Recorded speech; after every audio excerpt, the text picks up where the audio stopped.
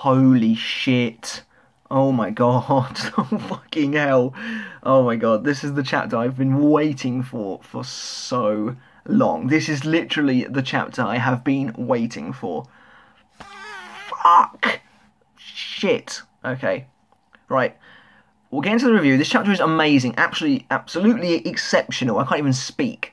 And mainly for what happens at the end. But we'll get there in a minute. So, what's up guys, Megaton once again here to bring you my review of Bleach 616, Mimi-Hage-sama. And immediately I was like, the hell is up with that name? That is a weird chapter name, Mimi-Hage-sama.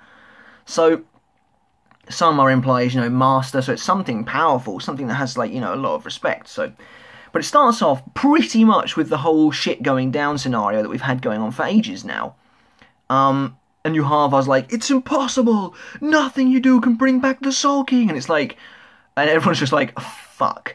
We're so screwed. And I'm exceptionally excited right now. Because this is what I have been waiting for so long. Finally shit is happening to the Soul Society. Finally the Soul King is getting involved. And finally the outside forces that are, in my opinion, the most important part of this story are getting involved.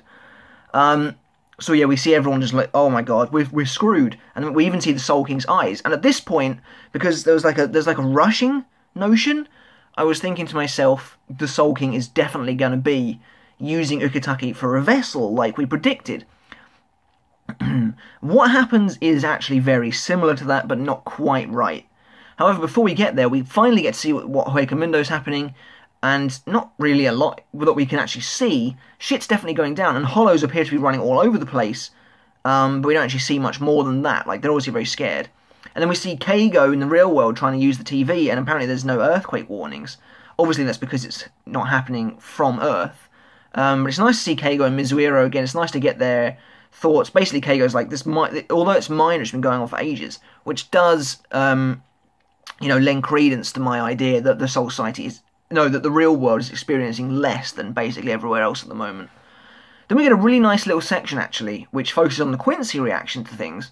And there's a building that comes crashing down, and the Soldats are like, whoa, what the hell is going on? And they're like, I can't believe the Soul Society is blowing up. Is this what His Majesty wanted? And then we get this close-up of the Soldat, and he's like, is he planning on crushing us along with the Soul Society? And you just see their disbelief. And then you get to see Bazz-B, which is awesome. It confirms that he survived the Auschwitz, even though we knew he was going to anyway, although he's looking pretty battered up. But he's like, is everything going to disappear? And it's like, it's really cool, because it shows that these guys had no idea what they were signing up for. And it also finally addresses the issue of Yhwach's motives. We have no idea why he's doing this, why he wants to destroy everything. And it seems like even his followers have no idea either. It seems like they kind of thought that they were going to be crushing Soul Society. What they didn't know is that they would also basically be dying. And so it's nice to see that everyone is kind of going, what the hell's going on here? We then go back to the Gotei group, and we were where we were last week, with Renji going, what, is there anything we can do? Ukitake steps forward, and this black sludge, almost, it's like a shadow, kind of comes out of his back. And it is the Kamekake, as we predicted it would be. And he looks uber sinister, and he's like, I will take over for the Soul King, basically. I will replace the Soul King. And it's lovely to see Urahara again having no idea what the hell is going on. He's just like, Ukitake, what are you doing? And then we get another super ominous picture of Ukitake as this strange eye appears behind him, which is the eye we saw earlier in 605 when he was talking to Shinsui about the Kamekake. So basically, he's like, I will replace the Soul King. So it's not quite the Soul King becoming him. A lot of people have theorized Ukitake replacing the king, so, well done with that. Urahara's like, you can do such a thing? So again, it's nice to see that he has no idea. Ukitake then throws off his Hayori, and one of the things I love so much about this chapter is the artwork. The artwork is so well done. We get so many facial expressions in this chapter where there's nothing being said, but it's just really great stuff. And we appear to be coming, at least, to the conclusion of at least Ukitake's story. It's hard to say completely what's going to happen now. But anyway, and everything Kubo does, he's done to make Ukitake look as creepy as fuck, I think. Ukitake's body, we know it's frail anyway, but he just looks creepy. And as he drops his Hayori, we can see, bandages also falling off his back. and there's the black eye again that we've seen before. And obviously we have no idea what this thing is at this point. And Ruki's like, Captain Ukitake, what is that? And it's almost like she knows what it is. She kind of goes, that's... And, you know, that's possibly as a result of her living in the Rukongai. But anyway, Ukitake flashes her this super sad look, and it's really great, really great. But then he, like, brings out his sword, and he looks like a badass while he's doing it, and he calls out to this Mimihagi-sama. And it starts to rise up behind him, and it's all just very creepy, and he keeps chanting this thing. He's like, with the power you've given me, I will release it, I will release it. And then suddenly, the thing behind him shoots outwards, and this big eye appears in the middle of it. And naturally, everyone's like, what the hell is going on? And it like rises up, and it grows even larger and larger, and it looks really creepy. It's like something out of Full Metal Alchemist, this thing. It looks like, you know, like a homunculus. It's really weird. And then we get a very brief but very appreciated flashback, and we get some backstory on Ukitake, which is awesome. It's so great to see the elder captains being brought to the forefront. But if this chapter is going the way I think it's going, then it lends credence to my theory that the older captains are all going to die. Yamamoto's gone, Unohana's gone, and I'm thinking Ukitake and Shunsui. Even though Shunsui's my favourite captain, I'm thinking he's going to die as well. But not yet, obviously. Anyway, so we get to this shrine, it's raining outside, and it could possibly be the same shrine that Ukitake was in chapter 546, when he was outside in his little bath. So we hear these people going, please save this child, please save this child, and Ukitake, as a little boy, is lying on the floor, frothing at the mouth, looking like he's about to die. And these people are like calling out, and there's this strange thing, it's like an eldritch abomination just looking down on Ukitake. And it's like, it's got this big ring around it, and it's got this head that looks like a curved up fist and an eye in the centre. Creepy looking. And it's watching this child. And Ukitake then explains to us that he's had this lung disease since he was 3 years old. We know this. As fans of Bleach, we know that he's been very ill all his life, and we know that his white hair is a result of this. Everyone is listening intently, and it's really cool, actually, to see them listening.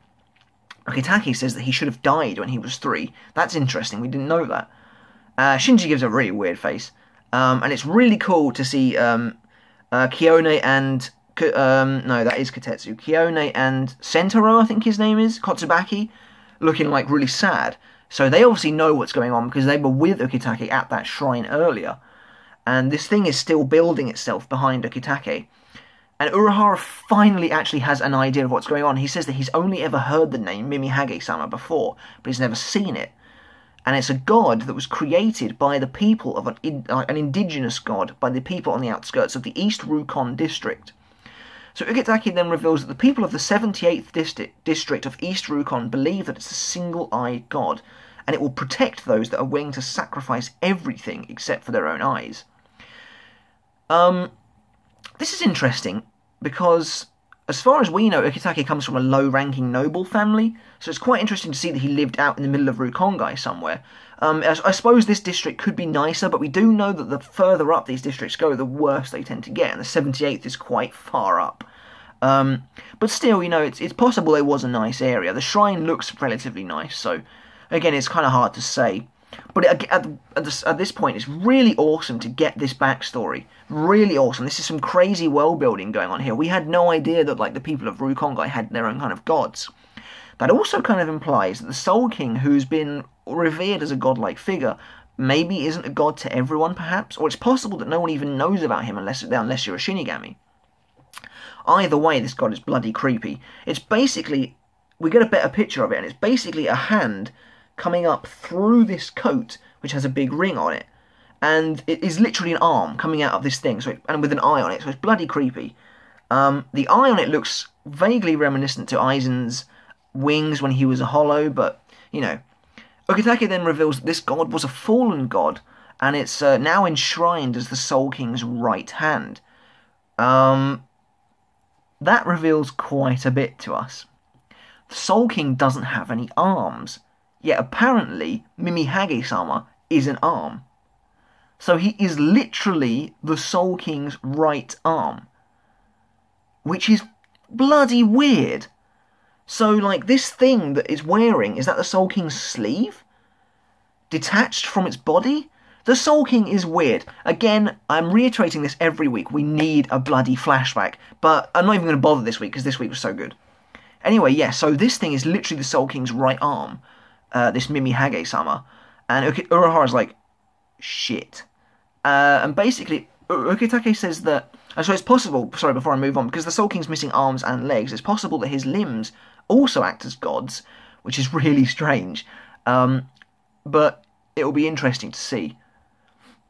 So apparently Ukitake's parents were incredibly superstitious and they brought him to the shrine and prayed that the Mimi Hage-sama would take his lungs, therefore saving his life, because, you know, they're giving up stuff to protect people. So because of that, Mimi Hage took his lungs, which is why Ukitake has a lung disease. He hasn't literally taken Ukitake's lungs, he's just made them ill, basically. He's made them ill so that Ukitake can survive, I think. And then Ukitake coughs up loads of blood, as we know he does. And Ruki's like, Captain! He's kind of like, don't worry. You know, like, this is supposed to be happening. And apparently Mimi Hage's power has been eating at his lungs. So he hasn't lost his lungs, they're still there. But the Mimi Hage-sama has essentially taken over them. And it will continue all the way through his body. And the process is called Kamekaki. So, if you're following me, this is all leading up to what I think is going to be a tragic end for Ukitake, which is a massive shame, and we better bloody see a Bankai. But anyway, everything belongs to Mimi Hage-sama. Ukitake has sacrificed everything, and to do so, he has become the representative of Mimi Hage. And he is now the Soul King's right hand. So I'm presuming he can rule in the Soul King's place. But either way, it's bloody crazy. Ruki's like, oh my god, like, I'm surprised you've done this. And we see this black mark is literally running up Ukitake's body now. So, like, shit is getting real. Like, shit is going crazy for Ukitake right now. He's definitely going to die. Which is a big shame, because he says, you know, it's my wish this life I was given is now given back for the sake of the Seirete. So he's going to die happy, I think. He does say that he knew this day would always come from the day he was given a second chance. So I presume, especially knowing the type of person Ukitake is, he's simply grateful that he was able to live this long. Suddenly, this massive black arm seems to break through the ring seal and burst out of Ukitake's back. Presumably, this is Mimi Hage-sama, the right arm of the Soul King. Ukitake literally screams, and it's hard to say if he's dying at this point or if he's not dying yet, but there's more blood coming out of his mouth. And that's unfortunately all we see of that, so something is going to happen with this arm. Is this arm going to reach up and, like, grab Yuhava or something? I don't know, it's hard to say. It's hard to say how this arm is literally going to save the world, but who knows? Because now we're going to the best bit of the chapter, in my opinion. There's a lot of darkness, and someone is walking through this darkness, and they're saying, you know, it's really shaking. I'm surprised that it's able to reach all the way in here, because we know full well that there is a dark area in Soul Society that is very far removed from the rest of Soul Society. And it's a place called Muken, and it happens to be Soul Society's prison. And it's actually Shunsui, and he says the end for Soul Society is very near. Oh, this is just so good, it's so cool. And he says, you know, you can hear me, can't you? And apparently, innocent people are not allowed to walk further into the darkness of Muken, which is fucking awesome. Well, they might be allowed, but for some reason they don't do it. And Shinsui's like, however, if it's you, you'd be able to hear me even from inside, won't you? And he's like, come on, answer me. And we get this awesome picture of Shunsui just staring into the darkness, and I love how that's like a literal representation of what is going on here. He is staring at the darkness, at probably one of the most evil things Soul Society's ever known, and he finally utters the last words of the chapter. Aizen Sosuke. Shit! Oh my god. Fuck! He's finally back. 5 years I've been waiting for my favourite character to come back. Literally, Aizen is my favourite character, and he's oh shit. He's been locked away since 423. 616, he's finally coming back. Now, he isn't out yet. Shinsui's just going to talk to him, as I predicted correctly, and most people predicted correctly. But fucking hell, Aizen's back, and this is crazy. In case you hadn't guessed, I'm going to give this chapter a 10. I was going to give it a 10 pretty much anyway, even if the Aizen bit didn't happen, because it was an exceptional chapter. We learned loads about Ukitake, and at the same time I learned loads about the world of Soul Society, and it was great seeing the reaction of Bazby and the rest of the Quincy. But the Aizen is just the tip of the iceberg, the icing on the cake.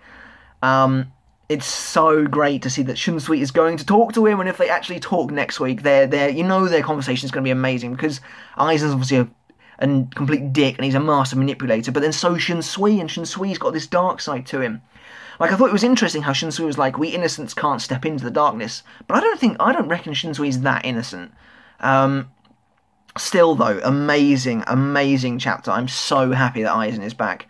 Literally, I've been waiting for this for so long, and it was so funny because when I got to the bottom of the penultimate page, I'd pretty much guessed at this point it was Shunsui, and he said, actually, sorry, I hadn't guessed it was Shunsui. He said, we innocents can't walk into the darkness, and I was like, oh my god, this next page is going to be amazing. I just know it's going to be amazing. I flipped over and it was Shunsui at the top, and I was like, shit, oh my god. And then I went down, and then he was staring into darkness, and I was like, and then it said Aizen, and I was just flipping the fuck out. And I was reading it on the way home, and I was like, fuck, shit, and I'm pretty sure someone was walking past me at the same time, and I was just like, what's wrong with this guy? But, oh man, Kubo, great stuff. Guys, oh man, I'm so happy. Like, next week is going to be crazy. But yeah, that's it for this week's review, guys.